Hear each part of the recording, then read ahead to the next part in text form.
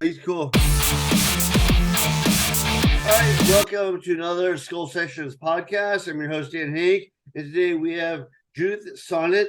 Am I pronouncing that correctly? You are. That's my name. That's my name. Don't wear it out. Okay.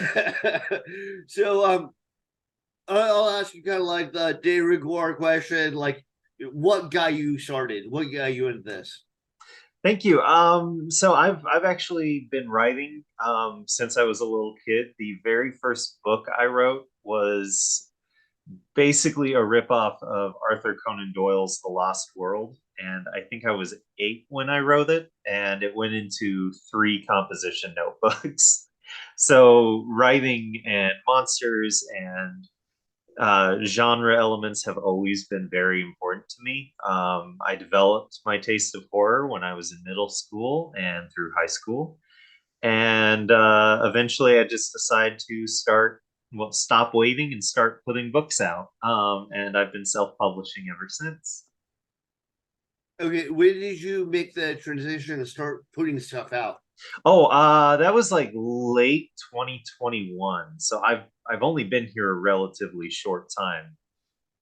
But I had so many ideas I could just run through throughout those years. So I think the first self-published book I released was literally Repugnant, which I released in December of 2021. Okay. Is everything you've released so far? Do you put it out self-published first? Do you have didn't you I think you had some press that you were involved with. Yeah. So what I've kind of learned, and I'll go ahead and just give uh, aspiring authors a little advice here.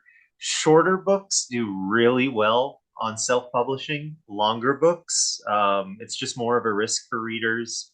So it's kind of a better idea to have a publisher behind it.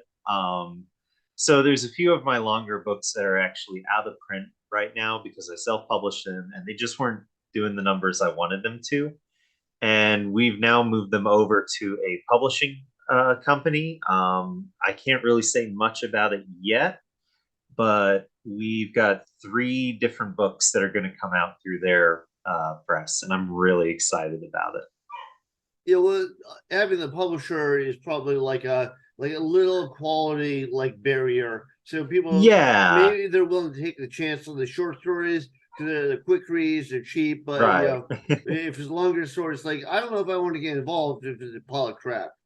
Right. If you pick up a 300-page book and you don't know who the author is, like it feels like a risk. If you pick up a 60 to 130-page book, that's not as big of a risk. And I totally understand and get that. And that's why I said, okay, I'm going to take these out of print and I'm going to find a publisher who will take them on. Okay. Do you what do you consider a full book? Because when I started going to like author cons and horror cons, and a lot of people are like, "Oh, full book," and then I'll talk to an editor, and the editor's like, "Yeah, it was pretty long. It's 190 pages." I'm like, "Well, to me, a full book is like my books are all 300 pages, so to me, Yeah. that was a full book." So I'm wondering what you consider like a novella versus a full book. Yeah, I think, well, I do so many novellas, and most of them, I'd say the average, they sit around like 130 pages or so for the novellas. I've considered 180 to 190 pages to be a novel, and I've had people disagree with me on that. So like my book Summer Never Ends, it's 180 pages. I considered it a short novel, Right. but more people would say novella with that one. Yeah, I don't know where the demarcation line is specifically. And I remember when I did my latest book, the anthology, a collection of short stories, and like to me, my short stories are usually about 30,000 words. And I remember I talked to Christine Morgan, and she goes, what were you thinking? I was like, probably like 30,000 to 50,000 words. She goes, I hope that was a typo. I was like, what? I was like, and she said, the standard is usually 3,000 to 5,000 words. So then I was like, okay, so I'll do that. And everybody did like, roughly in the area. But is that what you think of with the short story? like 3,000 Yeah. words, 30,000 words. You Like consider 30,000 more like a novella. I'm kind of starting a short story anthology right now that people have been submitting to called Scraps. And the theme of that anthology is that there is no theme. It's just a wide variety of splatterpunk stories. But I said like I want stories that are between like 3,000 words to like 7,000 words or something. So like really genuinely pretty short for a short story collection. But I like those. I know people really like fast stories and they like fast paces and they like to read a bunch all at once. So yeah, it just depends on the type of reading you want to do. And for like more fun type stuff, I just think it's a good idea to go shorter. Yeah, I remember a couple authors when I did my collection, my first collection of short stories, were saying short story collections are not sellers. And that first collection of short stories didn't sell that well, but the new one that I just put out is doing pretty well so far. So, Nice. you know, like Yeah, maybe it's maybe it's a interesting matter of because just like more promotion. I don't know. I don't know what it is because I did Toxic, which is it's like 9 or 10 short stories, and that one it sells, but it sells very slowly. And because it's a short story collection, it takes a long time for people to review it when they do buy it. But then I released one called I'm Your Papa, which is only 3 short stories, and that one took off. um, It's so I weird. don't know what it Almost is. like the trilogy is like a stronger grasp on people than like Yeah, I the think it 15 kind of stories or has whatever. that old school like made for TV anthology vibe that people really Like enjoy. trilogy of Yeah. terror or whatever. Yeah, Yeah, the first like Night Gallery right. TV movie, But things wasn't like Night that. Gallery at 4? I think I'm not It sure. depended on the episode. Yeah. But so there are obviously different genres like cosmic horror, splatter punk, extreme horror. Is there one that you kind of try to go for? I think I, for a long time, I sort of thought I was doing more extreme horror, but like looking back on it, I think splatterpunk is more the definition of what I do. Mostly because like sometimes I have more humor with my books than like outright drama. But then I'll do like an extreme horror story that's like 100% serious from start to stop. I think it's important for all writers to aim for variety. So I try and have something a little bit different with each book I come out with. Even though it's a lot of books, I try and get each one to stand out. But splatterpunk tends to be the one that I fall towards. Do you have a preferred author that you say that's kind of the style that I'm going for, like or preferred work or preferred take? Yeah, again, there's a lot of variety. But the big three is Edward Lee, which I'm actually from the Missouri Arkansas border, so a lot of his redneck dialogue kind of appeals to me because I knew people who talked like that. um, Well, I know a lot of people reference Edward Lee. yeah, he's one of those like if there was a Mount Rushmore of like splatterpunk authors, his head would probably be the biggest one on there, and it's like so well deserving. So Edward Lee, huge inspiration for me. He knows how to do humor. He knows how to do absurdity. He also knows how to write damn good prose and really strong characters. And yeah, anybody who says like Edward Lee is just gross for the sake of being gross, I'm like, well, he is, but it works because you actually care about the characters in it. um, and then I when think that's kind of a limited take. Like when like I listen to metal and people were like, "Oh yeah, we can't make anything out," and they're just like screaming. They're not trying. It's like yeah, everyone has different tastes. yeah, And for some people, they see the artistry in it. and I mean that's the thing for metal. It's like you're not really supposed to know what they're saying because they're using the vocals the same way they'd use an instrument. It's Yeah, no, well, exactly, yeah. yeah, it's the noise. important to how that noise fits in the song. And like Ed Lee is almost a perfect example of that, because like, you know, if you read his books on the surface, it's like, yeah, it's just about like all this nasty, horrible stuff happening. But like so much of what he does is very literate and philosophical. And he's very much inspired by like William Faulkner and great sort of Southern writers like that. I think like I kind of described his books as like Absalom, Absalom with more gore. um, and he's a huge inspiration to me. I was actually able to talk to him on a podcast, and it was so fucking hard for me not to like be a fangirl when I got to speak to him. But he's so nice, he's so kind to everybody, and like he's almost like fascinated that people read his books. And I'm like, I love that, like the sort of pure joy he gets when you tell him, "Oh, I'm a big Edward Lee fan." Is It's wonderful. um, so he's a huge inspiration. Obviously, Richard Lehman is a big one for me. I've kind of cited Richard Lehman a lot, especially when I do human-based horror stories and crime-based horror. So books like For the Sake of, Summer Never Ends, and yeah, all of my more like trying to be a little bit more grounded books are inspired by Richard Lehman and the work that he's done. Okay. Yeah, I think good authors, like even when they do stuff, they kind of seems, you know, to it seems just like a grab on the surface. Like I don't know if you read American Psycho by Bret Easton Ellis, Yes. and some people were like, "Oh, this just it's just gore, it's horrifying." Yeah, it's actually very good social commentary, and I think Yeah, it's and very it's smart social hilarious commentary. Oh too. yeah, It's so fucking funny. I like love the whole American chapter Psycho. about business cards. He's like talking about like this one has like ebony bone on it.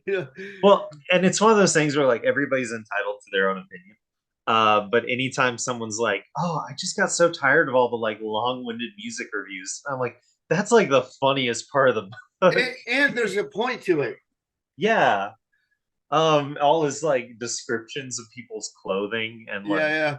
when you realize how mismatched everybody's clothes are and that they're just wandering around like clowns. Well, I thought it was great. Like when he starts describing music, like it's music I don't listen to, but it's like you see like the depths of his depravity because he's like talking about Huey Lewis and like he's like attaching all this stuff to it or Phil Collins, and Or yeah, his the Whitney you're like he Houston is one is my crazy. favorite. Yeah. Yeah, No, I love American Psycho. I love that it he didn't want it to be a horror story when he started writing it. He just wanted it to be almost like a more transgressive version of Wall Street. And right. then just not halfway through, but like a long way into the book, he suddenly was writing like, "Oh, and then he killed a prostitute." And he's like, Yeah, "I guess yeah. I'm doing this now." I thought the book was amazing. Yeah, but he Yeah. did Less Than Zero before that, and everybody's like, he's a critic's darling, and everybody Yeah. loves it. And then he does that, and then people are just horrified. They're like, what happened? He went off the rails. Which I think that kind of proves sometimes that people will get excited about a book before they read it, Right, because Less Than Zero is just as fucking depraved. It's just right, a different type of depraved. right. Like There's a people will part in that handle book it where he maybe just there's walks less into a gore. room and like Yeah, all of his friends are like abusing a girl that they've tied to the bed, and he's sort of like, "Well, I don't like that you're doing that," and walks away, and they just never bring it up again. And I'm like, that's fucked up, man. But no, I love Bret Easton Ellis. He's fantastic. And it's one of those things where like I love the splatterpunks. I love all the horror books. Transgressive books are just as important to me. Like I've read Naked Lunch, I don't know how many times, and That's a great book. Yeah, I've read that. great book. Yeah. I still can't describe to anybody what it's about, but it's Well, some fantastic. of it makes way more sense than other parts. Like Yeah. he went through that whole cut up phase where like he'd write the text and then he'd cut it all up and filter it around and then he like put it together. So it makes very little sense. Yeah. And like there's the whole like mugwump sex torture sequence that I'm like, this is just as good as like anything in the splatterpunk scene. Like if you like gore, Have you seen the movie? I have. I really like the Yeah, movie. it's an awesome movie. Yeah. I think it's great that the movie takes this like almost satirical approach to like the writing of the book. And Yeah. I'm like, that's kind of the only way you I can get kind a of feel like story he out of it. did too. Like, is he was like, he was like doped up on heroin most of the time, and so I don't think he was like operating with like complete like solemnity the whole time. He was like, No. hey, I'll be like this, I'll do that. I And think he definitely that needed almost makes Cronenberg it to do like that movie. Like if it that wasn't makes it like Cronenberg, I don't know even who would better. have done it. Like maybe David Lynch, but you needed like a David Lynch or a Cronenberg to do that Yeah. movie.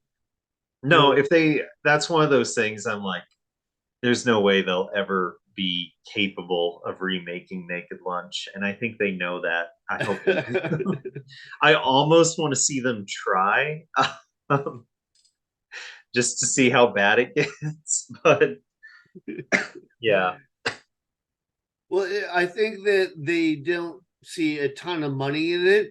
If they saw a ton of money, no matter how much of a bad idea it is, they would do yeah. it. Like when Nightmare on Elm Street took off, they're like, okay, we'll make 10 of them. you know, And I I love them all, even though there's some I'm like, this is undeniably a terrible movie, but I still enjoy them. I don't know. I saw the first one and the second one and the third one in the theaters, Oh, and those are the best. yeah, Yeah. and I remember just recently I watched two and three again. I was like, dude, they're so bad. But when I was a little kid, I thought they were amazing. Oh no, I still think the first three are amazing. It's everything after that is just like almost a Bugs Bunny cartoon. And I'm like, Kind this is fun, but it's definitely not scary. of like when they kept making the Friday the 13th movies, or they kept Yeah. making the Hellraiser movies, or the Oh, Pumpkinhead movie. Hellraiser got it the worst. I feel What, you like the Hellraiser in first space? those first two Hellraiser movies are about like as perfect as horror movies can get. Well, especially the first one. I think the first Oh one is yeah. extremely strong. Yeah. Oh, I mean, I'm crazy. I think the second one's even better. Oh, really? Yeah, and I fully admit it's because I'm nuts. But like Dr. Channard and the stop motion like tentacles that come out of his palm, like that's just all me. I love that shit so much. Like when I was a kid, I was haunted by the image of like the patient that they put on the bed and hand a razor to and like convince him he's got bugs under his skin they needs to cut out. That's just like one of the sickest things I think I've ever seen in a fucking movie. um, but like, yeah, no, I love both of them. Hellraiser and Hellraiser 2 are perfect fucking movies. And then every Hellraiser after that is just dumpster juice. Well, there were some elements I like when they explained the making of the box and stuff like that. Yeah. It was like, well, it was nice to know that, But it's like, is one good scene enough to save a bad movie though? Well, I didn't say it was, but I Yeah. still watched it. Yeah, I that's watched the true. one in They still got your space and what, money. yeah. But yeah, now I'm interested. What do you think of the sort of reboot that they did from Hulu? I haven't watched it, but I heard that Clive Barker had like a big influence on it, and that's what makes it important to me. Like I know they rebooted Friday the 13th, they rebooted Nightmare on Elm Street, and I heard those were horrible. So like I'm thinking, probably reboots, especially of like kind of horror classics, are not going to be that great. But then I did hear good things about this one. Yeah, I liked it. I think my big problem with it is it's not rewatchable like the first two are. But I kind of feel that way about most modern horror that like you see it Why once and would you you say, say it's not rewatchable? sorry. Why would you say it's not rewatchable? Like it, I think it's just too long and not every character is very likable. It's like they do such a great job with Cenobites, And there were people who were like, "Oh, the Cenobites weren't as sexy this time." And I'm like, they're literally wearing like clothes made out of like flesh. They're like all sticky and like Well, they don't know the gross. history Yeah, of Clive Barker. no, Like but like if they're I thinking Clive love Barker was just like some like milk with toast, middle of the road person, they have the wrong guy. that guy's kinky as hell. I love it. I met him. Yeah, I met him at a couple horror conventions. He's not Oh, doing well, cool. but he's a really nice guy. Yeah, I'd love to meet him someday. I have never had the opportunity to. And I know he's kind of not like officially retired, but he's like very out of the limelight right now. And I'm like, Well, like you said, he's not doing well health wise. yeah, I He know kind of he hobbled over, and had throat cancer, I think, or like I don't know, but it's like I remember the young slick Clive Barker, punk rock looking Clive yeah, Barker. Clive Barker when he showed up on like Doctor That. Revue. I I did just not want see to know that. if that's Oh, a you'll little need to bit in the look back that of up. your mind, It's an Cluster. interview I with think him what's in and the back Wes of my Craven, mind and is you can giving tell they're everybody in both the theater a fanboying good about time. each I other. think girls and boys together. um, but yeah, no, the new Hellraiser, I think they got the Cenobites and the lore and all the gore like really well done and good. They just did not have likable characters to lead the story. So Yeah. it's a really good one time watch, but I don't think I'll sit down and rewatch it. But those first two, I could watch those any day of the week and I don't love know them. that the first two really had likable characters. Well, yeah, Well, okay, the girl maybe, yeah. like the daughter. I think my definition of likable characters isn't really like, a character that you relate to or would want to be friends with. It's just a character that you like to watch. Right, So, even though like everybody in the first Hellraiser is like petty and backstabbing and right, horrible, right. and then most of them turn out to be Sleeping with like their brother's horrible wives and monsters. stuff. Yeah, you still like watching them. You're never annoyed by them. Okay, yeah. Yeah, it's like the Evil Dead Rise, the new one. I kind of hated it because like every character was just this whiny brat, and I wanted them all to die. But they kind of do. Yeah, I I, didn't think they died enough, I, but no, it's like I like the that's original Evil Dead. I mean, it's one of my favorite movies ever. Like I yeah. have that, on my knuckles. Oh, sweet, that's awesome. But evil, like I saw Evil Dead Rise.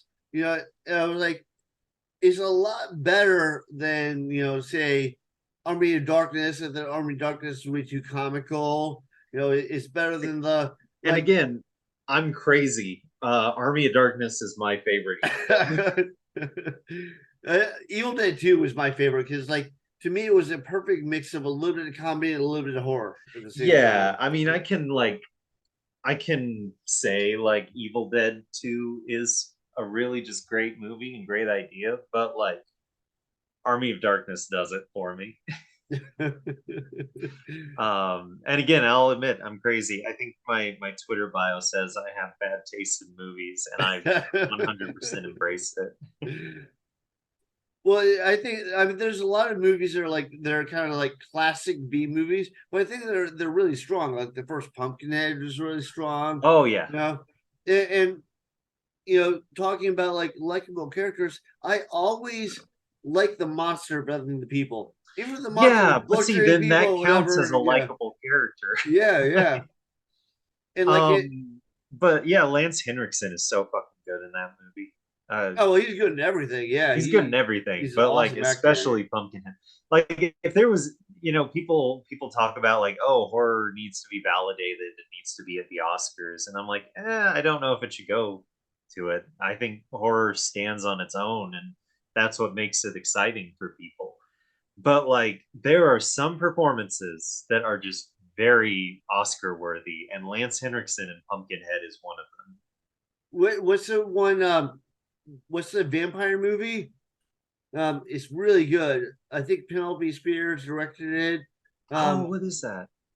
and Lance Henriksen is like the chief vampire in it. Like it's an awesome vampire movie. I'd say it's one of the best ones.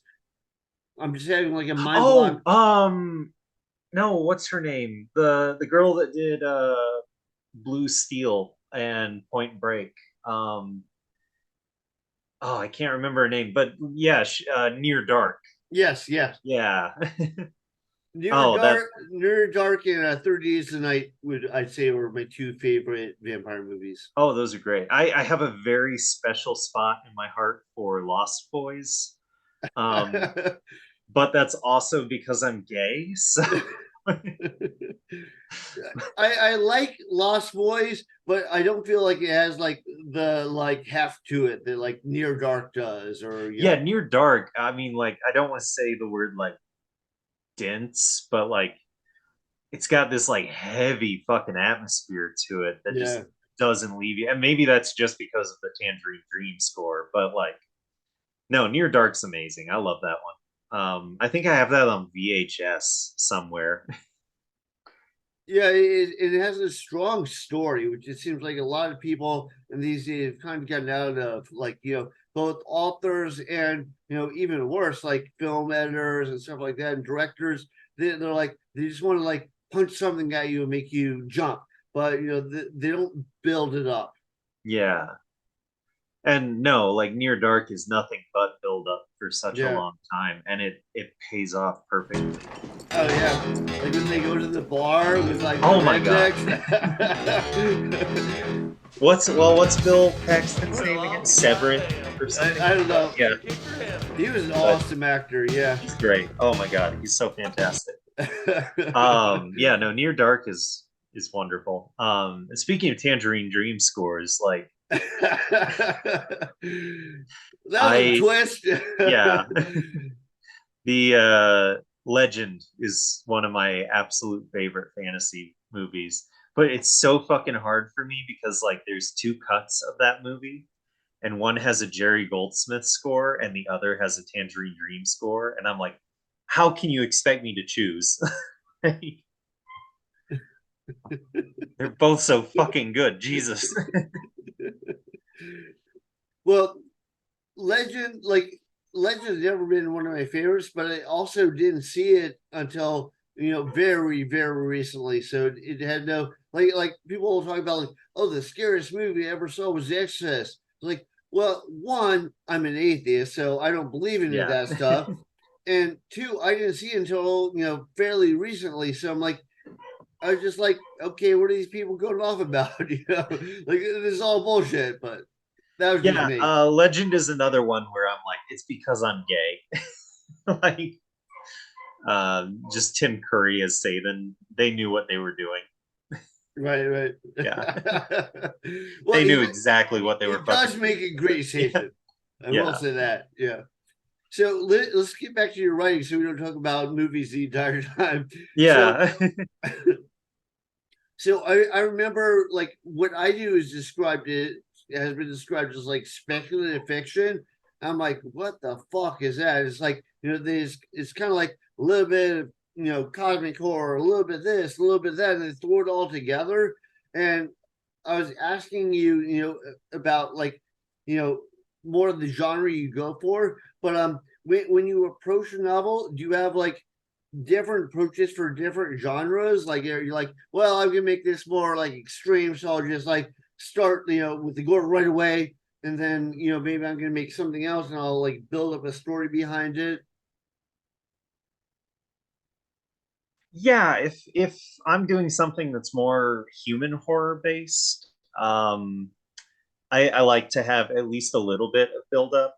Sometimes the story's short and it demands to move fast. Like No One Rides for Free is one of my more popular stories, but it's also one of my shortest. I think it's only about like 80 pages.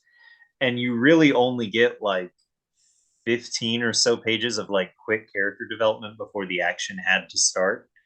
But like one of my proudest books I've written is Summer Never Ends, which is not a horror book until you hit about page 70 or 80 or thereabouts. Before then, it's kind of summer camp coming of age drama, just about these kids who don't want to go to church camp. um, And what, it and takes a then all of a dark, sudden it shocking changes turn. into being It takes Yeah, a very like dark, very yeah. shocking turn.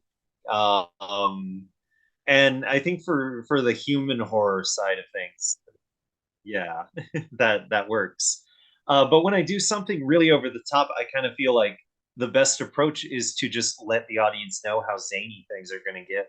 So another one of my books I've written is Hell, which is inspired by the films of Lucio Fulci and Italian splatter. And like right at the beginning of that book, you get like a black gloved killer with a psychic connection to a witch who's just burned like an ancient book that's awakening demons in her house. And that's all jam packed in the first like 20 pages of that book. So yeah, again, it depends. Different projects call for different things. But I feel like if I want people to have fun, I shouldn't like apologize for it or trick them into thinking that they're gonna read something serious. I think it's fun to just let people know exactly what they're in for right off the bat.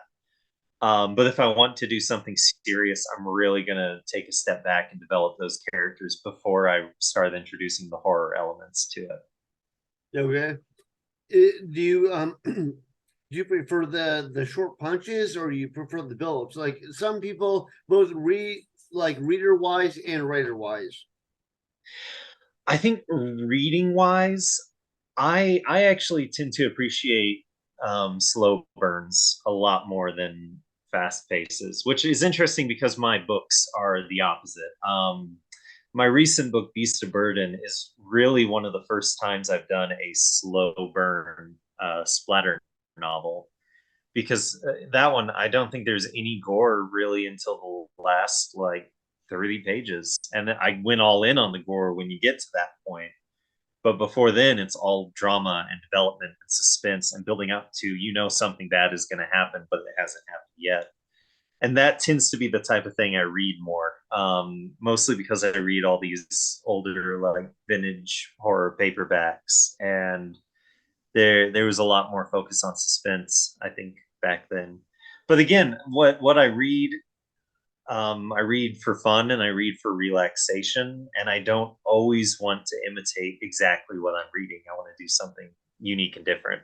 So the faster paces tend to be my go-to. But no, I can understand. You know, Yeah. I can understand not wanting the like I tattoo and people ask me all the time, "Oh, you watch the tattoo shows?" I'm like, "No, why would I No. tattoo all day, go home, and watch tattooing?" No. What's like what was it? And I read all the splatterpunk. I love splatterpunk. It's like my favorite subgenre.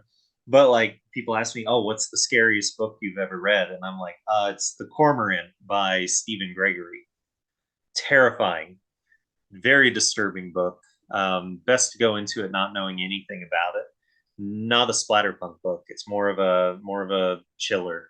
Um, but yeah, no, it's like the same with movies. Like I love horror movies. I've watched a lot of horror movies. But currently, just because I write horror all the time, when I want to relax, I tend to watch a romantic comedy. Like I'm Well, watching that Notting could be a Hill. horror movie. Yeah, it could be. All right, so what are you working on right now? Like, do you have something coming out right now? Ooh, Something that you'd like to promote?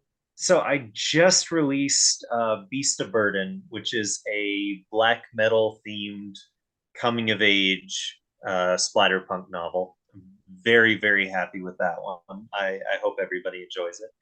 But right now, I am writing the prequel to No One Rides for Free. Um, and I started going, oh, it'll be like the first one. It's going to be really quick. It'll be like 80 to 90 pages. And now I'm over 130 pages into it. I'm like, well, shit. But I'm very excited about it. I think it's like one of the most disturbing things I've written. And I can't wait to hear what people think about it when it's ready. Cool. What will that be available on? Like, well, are you having it traditionally published or self-published? Is it going to So be the No One Rides for Free prequel, it's called No One Rides for Free: Absolute Chaos, and I'm going to be self-publishing it. I'm getting it professionally edited when I'm done with it, and I'm super excited about that. But yeah, it's going to be available on Amazon, and it's going to have different covers for the paperback and hardcover. And I got Ruth Anna Evans to design the paperback cover, and I bought a cover from Ash Eric Moore for the hardcover. So two really nasty but very different covers for it. Awesome. And Beast of Burden, what's that available on? That one's available on Amazon as well. It's just on paperback and ebook. Okay. Yeah. And so the book you're working on right now, is that your focus, or that one's done and you're like working on Oh, setting up it's my promotion and focus. marketing? I'm still writing it right now. I've scheduled to have it edited in a few weeks, so I have until then to get this big first draft done and ready for my editor. Are you gonna send it out to some beta readers after you get it edited, or Yeah, I haven't designed like an ARC program for it yet, but I have a few names written down of people who've expressed that they're interested in reading it before it comes out, and I'm interested to hear what they think about it. okay? Yeah. And do you have social media sites where people can see this stuff and they can see I what you're up do. to? So I am on Facebook as Judith Sonnet, and I am on Instagram as Full Time Horror Junkie. I also have TikTok and Twitter, but I really don't use those as much. So Facebook and Instagram are the best places to reach Well, you me. don't do little dances on TikTok. I can't. I wish I could. I can't. I can't keep up with all these trends. Well, some of them come go like Vines. That was like a flash in the pan. Yeah.